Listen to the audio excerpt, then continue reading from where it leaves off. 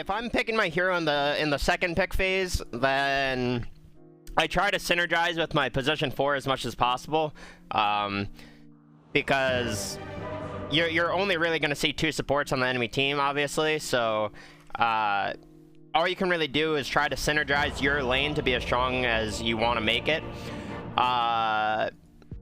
or as strong as you can make it, rather, not that you want to make it. So because I have a Dark Willow position 4, that pretty much means that we want to be like this melee frontliner that is able to, you know, actually tank damage and, you know, just be able to aggress on them without being afraid of them killing you. So, and I mean, like, not to say that, you know, a Furion or a Leshrac would be bad, but it makes the lane a lot simpler if you're playing like a melee 3 with a ranged 4, or if you have a melee 4, you usually don't want to pick a melee hero for off lane, so you would want to go more of like a Furion route or a Death Prophet route or a Leshrac route, or, you know, whatever. So just kind of like some drafting advice for how you can try to make lanes be more synergistic for you and just kind of go more in your favor. So usually on Sandking, I like to go these items. The mangoes allow you to spam Burrow Strike a lot more in the laning stage, and just, you know, oh, that's really bad that Willow tanked that too, but oh well, such is life. I'm just gonna get Burrow Strike and pressure a bit here. I'm just gonna salve up early too, because really no reason not to. So we're against Caudal Weaver here. We're gonna want to basically just shove in the wave every single time. Usually when you're against ranged heroes, ranged carries, shoving in the wave is super valuable, because range heroes don't have the innate damage block that melee heroes have. So if you're able to shove in the wave, then you are able to, or the range hero doesn't really want to tank creeps basically under tower. So it's just a bit rough for range heroes in general to have the wave shoved in. Obviously, we don't have Caustic Finale level 1, so we can't really shove in the wave until we're level 2, but such is life. Usually, I would say you want to get Caustic level 1 if at all possible on Sand King, but you know, if it doesn't work out that way, it doesn't work out. It's not like, you know, it's not going to be the end of the world. Wow, he does so much damage. Weaver's gonna come on us, but it doesn't. Alright, that maybe sounded bad, but we had more regen coming anyways, so it's fine. I want to go Magic Wand first as well this game, because the Weaver and Caudal are just going to be spamming spells the entire lane. So Wand is obviously super valuable against this lane. I mean, Wand is never really a bad item to go necessarily. Well, okay, that's not true. There are certain lanes that Wand, I would genuinely not suggest Wand, and I would definitely go like a Bracer over Wand. Whenever the enemy lane is just like spam heavy in general, you almost always want a Wand. So like, you know, if you're against a Bat Rider or a Bristleback, of course you want a Wand against those heroes.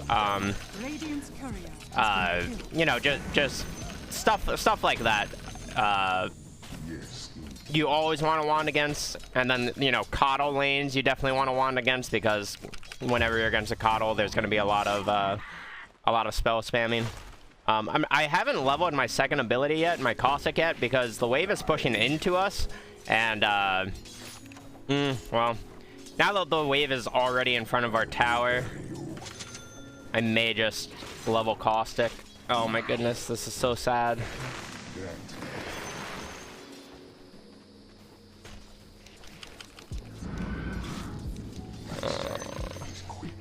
I'm gonna bring another salve out because this lane is rough.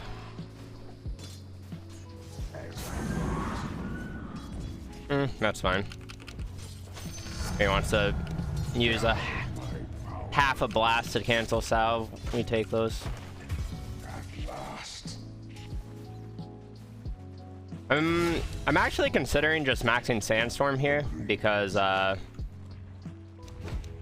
Usually the biggest value of having Caustic leveled is when you're against melee heroes. Sandstorm is maxing Sandstorm is better for playing more of like a defensive game and being able to like turtle your middle tower after you're done with the laning stage. So I'm probably just gonna go Sandstorm here.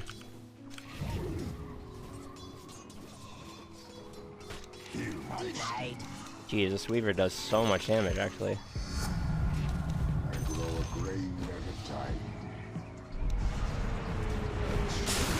Alright, this Weaver is being pretty dumb.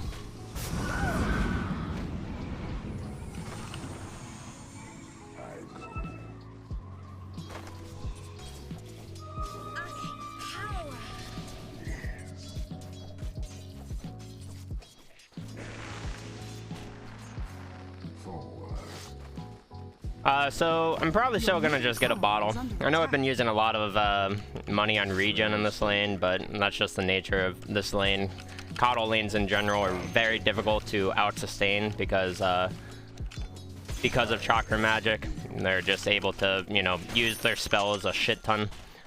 But, you know, lane is going mostly chill. We may not be the most farmed or anything, but we're at least getting levels, which is pretty much all Sandking needs in the game to be super useful.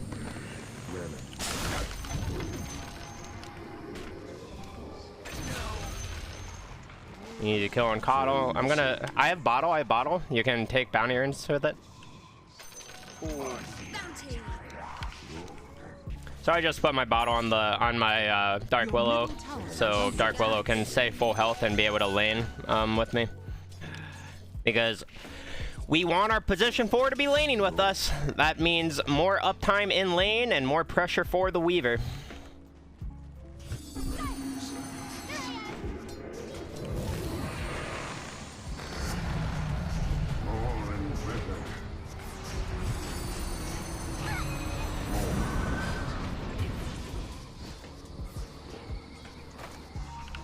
Yours behind the line.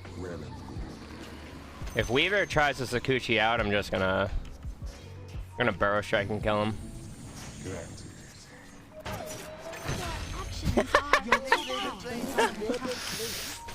Can both refill bottle. This way, even more respect. Well, I inverted them. That's fine.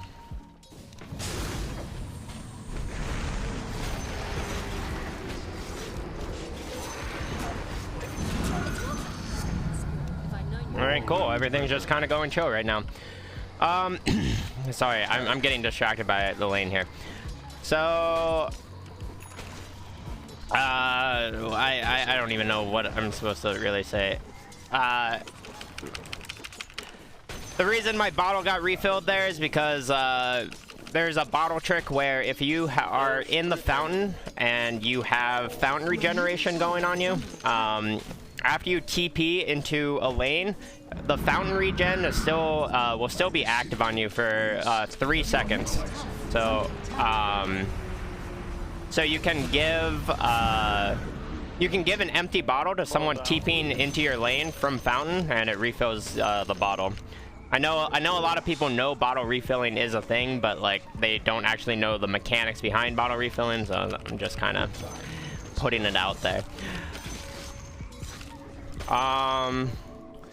So almost always on Sandking, you want to go Tranquil Boots.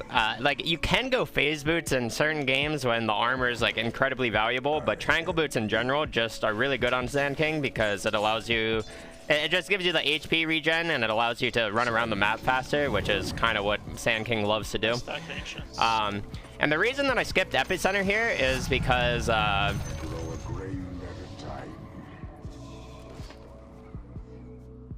I'm just hiding in the trees down here because if they want to dive me, I'm just gonna TP out. Hopefully I live. Hopefully I live. Ah! I made it to base, but I died. No! I needed like 4 health and I would have lived. Unfortunate. As I usually say though, casual windlace and casual cloak are two of the best casual items in the game. So, you know, I don't think it's... If you have the item slots, it's pretty much never bad to have a casual windlace or a casual cloak.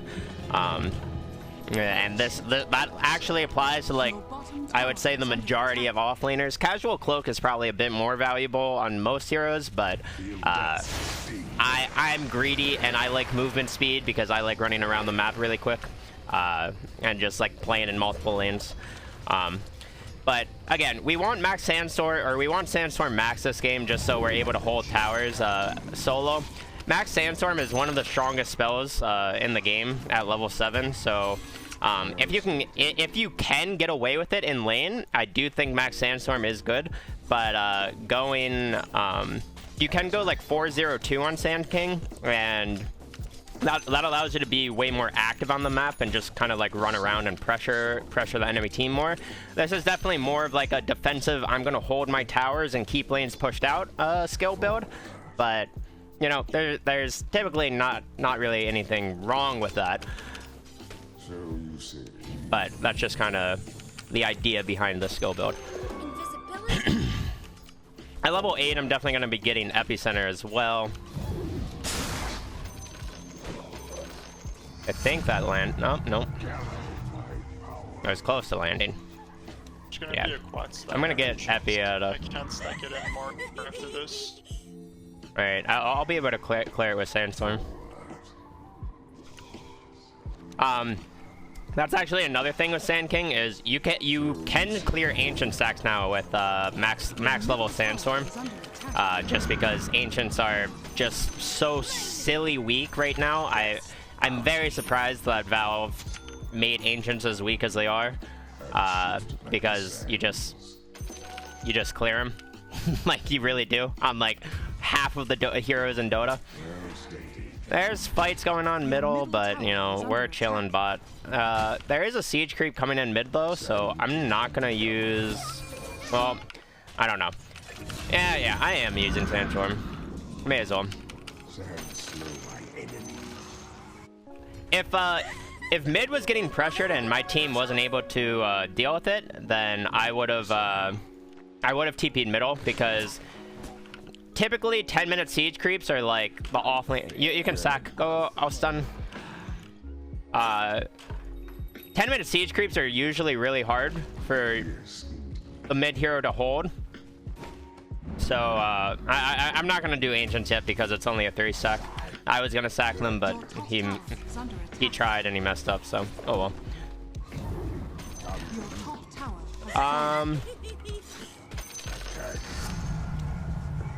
Alright, so bot's pushed in. I probably should have stayed in that Sandstorm for the 10-20 creep wave, but it's fine.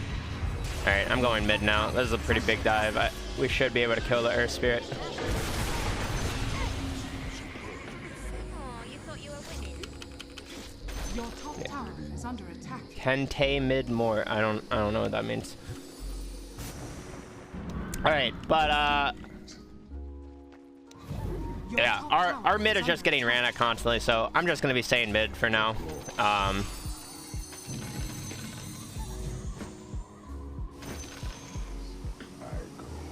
Because you can basically just do this as Sandking. You can just sit here, sit on your high ground with a Sandstorm going on in the river, and I'm basically, there is no risk of me dying here unless like the enemy team wraps like from here and from here or something. There's pretty much no way I'm gonna die.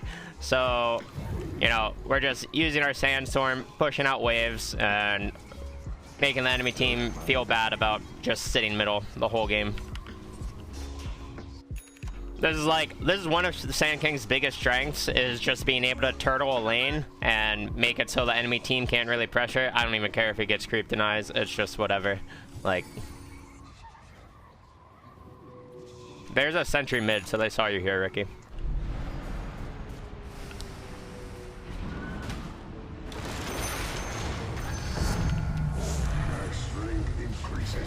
I don't really want to TP down, but I will run down bottom because that's where our entire team is right now. I kind of want to connect with my team. They have a ward right here. We know they have a ward right there because Farion ult just hit me while I was walking down.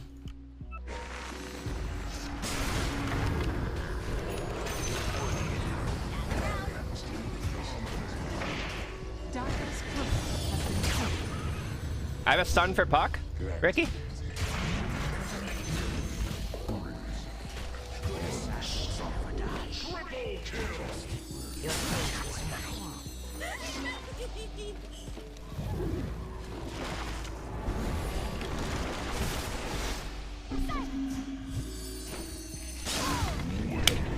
Fudge.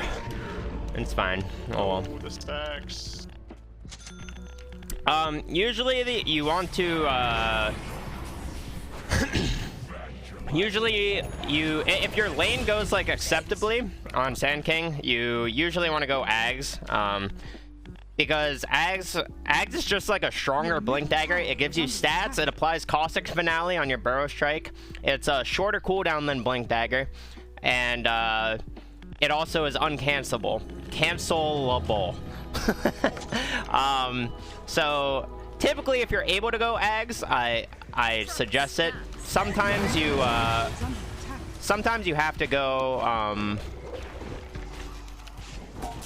whatchamacallit, sometimes you have to go Blink Dagger just so you can play more active with your team, but Aghs is just like the better item if you are able to farm it, which, you know, sometimes you're not able to farm it, but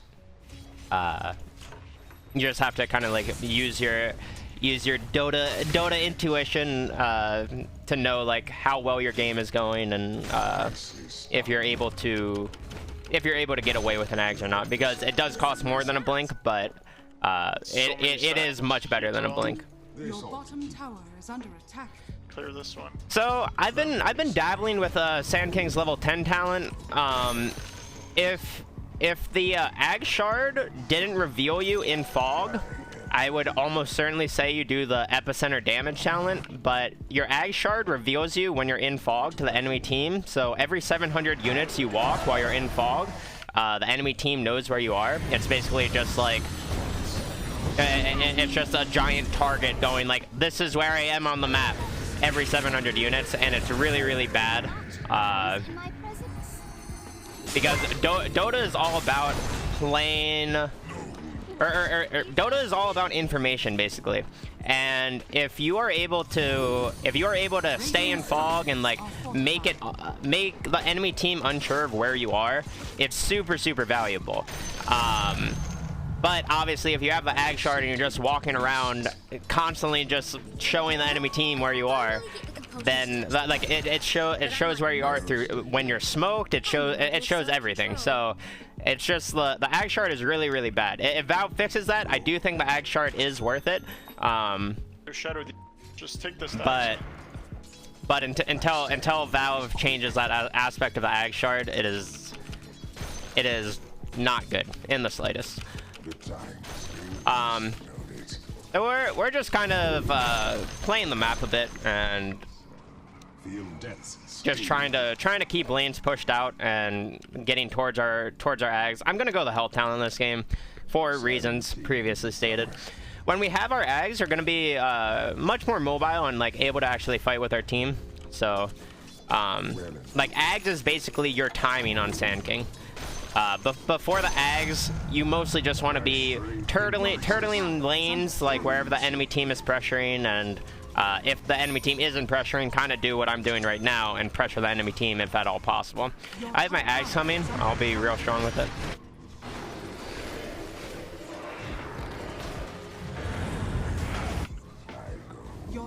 Alright, I'm running towards you guys with Aghs.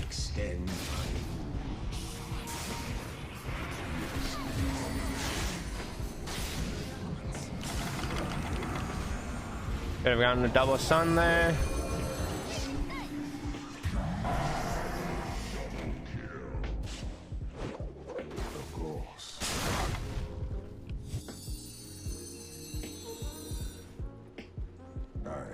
I have Burrow Strike in 4. Refill bottles if you want. So now that we have our Aghs, we're pretty much just running around. Your top tower is under attack. With our team. And team fighting. Oh no. Your top tower is under attack. Wait, did I just get hit by Sakuchi? I don't think I did. Alright, well, I can fight with you guys now, so we are quite strong. I don't want to say that, like...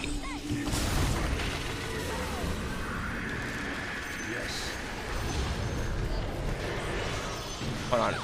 Sorry, I'm getting distracted by... Holy shit, that was nice.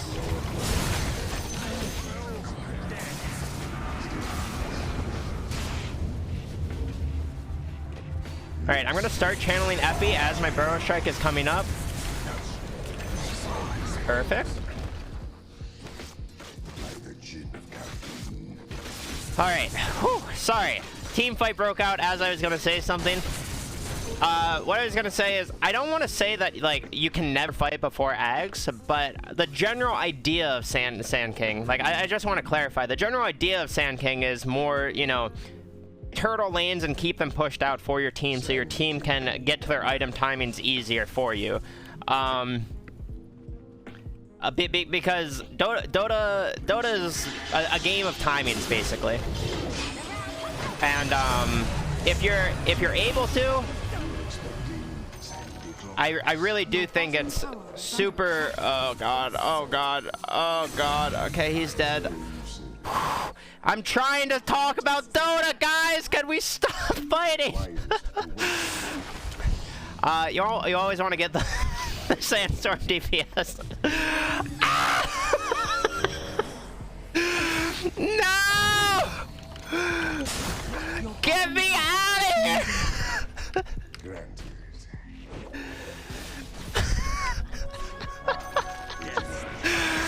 Alright.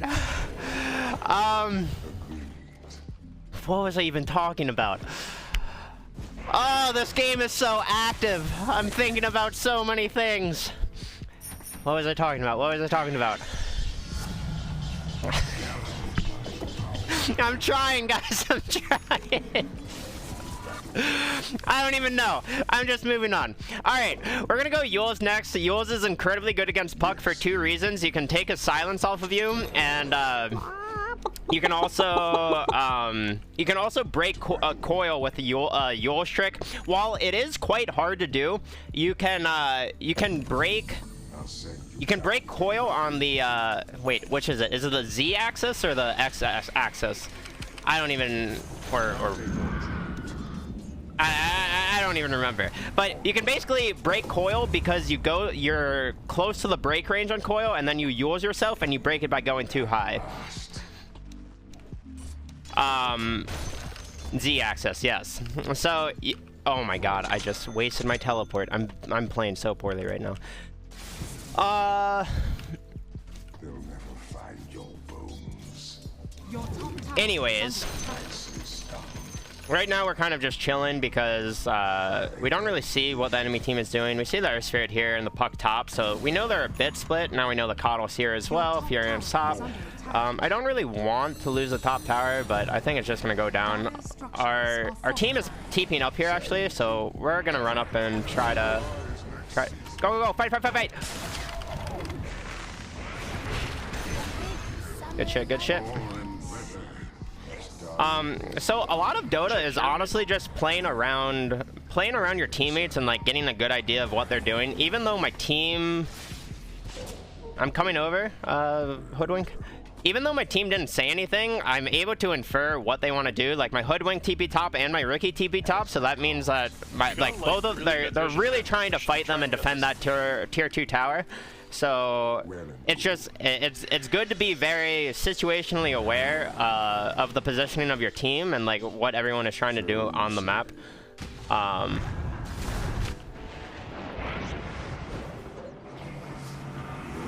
not gonna be able to get the Weaver, but it's fine. We just take the Earth Spirit. We have a Sentry here. I have a Yules now.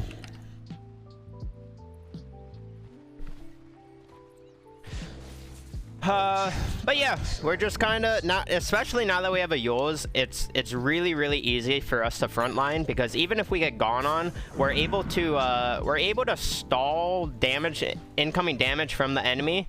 To the point that we're most likely going to be able to get 2 Burrow Strikes off no matter what in every fight now. Already a lot of people think like you're supposed to just immediately go blink or go blink after Ags.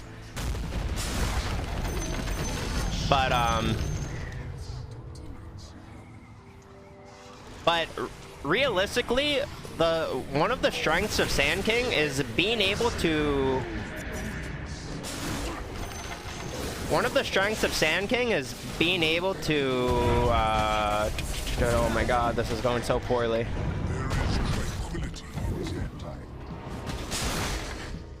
One of the strengths of. Oh, there's so much fighting! One of the strengths of Sandking is just being able to. Is just being able to be tanky, basically. So, you know, or rather, the survivability factor of Sandking. So, if you're able to, I'm just gonna scan under tower, because we just saw Coddle there. Alright, looks like Coddle's out. So, even though you can go Blink Dagger and be, like, hyper mobile, a lot of the times it's better to just, you know, get like armor if the enemy team is heavy physical damage, which they kind of are. They have Furion and Weaver, or oh, Coddle is still there. How did he dodge my scan? Well and good. Oh, now we got. Wait, what? How do they see me here? I am beyond confused right now. I feel like I'm supposed to know why he sees me there, but I don't know. Anyways, so like getting items that allow you to be tanky, because with Ags already gives you a solid amount of stats, 10 to all stats, and it gives you nearly 200 health and mana. So, Rightly so. So if you're able to go survivability items like Yules and plate mail and stuff like that, it allows you to go in, and if the enemy team focuses you, that's kind of what you want, especially when you're playing like these melee heroes, like, you know, a Mars or a Sandking or a like a Slardar or stuff like that. Although Slardar, you can go more DPS based on that hero, but you want to be able to like basically be a hero that the enemy team has to deal with, but also be a hero that is difficult to kill. And if you manage those two things on Sandking, then, you know, you're just chilling. You really are.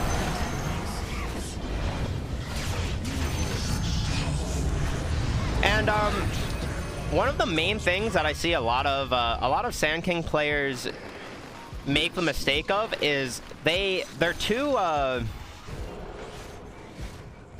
scared to just go in and use Burrow Strike and be the initiator. But a really good habit to get into as any offlaner that has like an initiation stun is basically just being able to go in, or well, like, all right, I don't want to bait you guys, because like you want to play really confidently as an initiator. Like you can't hesitate too much about the things you do or the abilities you press, because it's like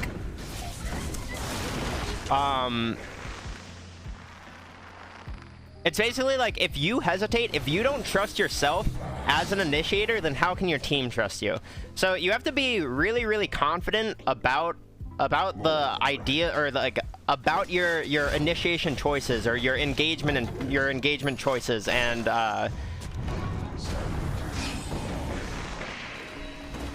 okay.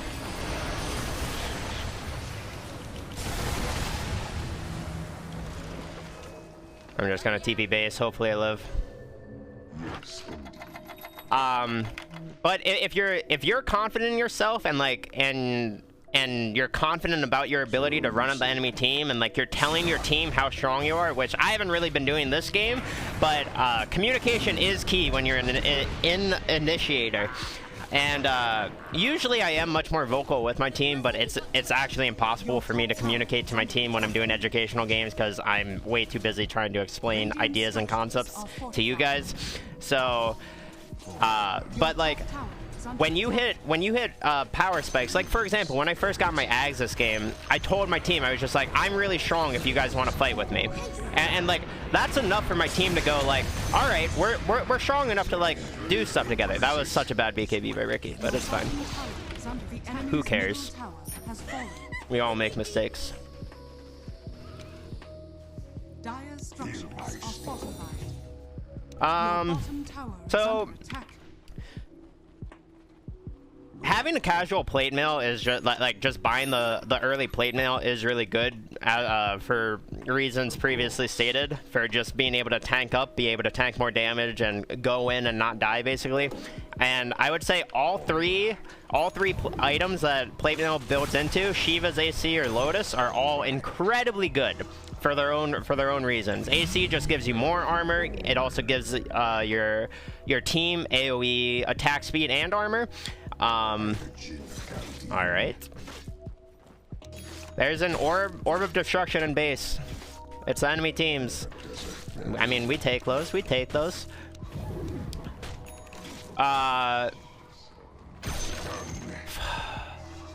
But yeah, so all of the plate mail items are good for different reasons. Shiva's is better for you know, making the enemy right clickers do less damage. AC is just a better aura item. I mean, AC is just always good in like all games, but like you don't. Okay, he's just dead. Oh no. But you don't, goodness, it is getting really hard to focus on talking. I'm just gonna chain Sun here, he dies. AC is always good. Shiva's is better for, is really good for like, if you're against like a lot of right-clicking cores or something. Shiva's is really good for just making them do less damage, and also it's good. It's really good for vision. I would say the best part of Shiva's is the vision game that you get, because it gives you, what is it, 900 AoE vision, which is like gigantic. Yeah, it's 900. So like for example, if you're playing against a Monkey King who hides in trees a lot, or a Tinker who hides in trees a lot, or like a Hoodwink, for example, Shiva's goes way up in value because you're able to find those heroes much easier. Like hell, even against a Furion and a Puck, like Shiva's can be decent against those heroes. But Lotus Orb is really good this game because the enemy team has 2 silences between the Earth Spirit and the Puck. So Lotus is just incredibly good for making sure, like keeping us, or just enabling us to use,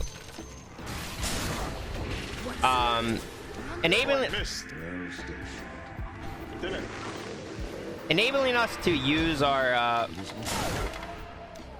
I missed him. Damn.